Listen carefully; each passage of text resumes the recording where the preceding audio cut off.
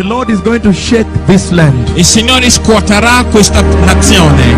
And also I ancora see a lot of anxiety when that happens. vedo tante angosce, tante tribolazioni quando accadrà. It is an earthquake. Now I've just seen an earthquake. Ora ho visto un terremoto. I see that coming to this land. Vedo quello accadere in questo territorio. I see distress coming to this land. Ho visto tribolazione arrivare in questo paese.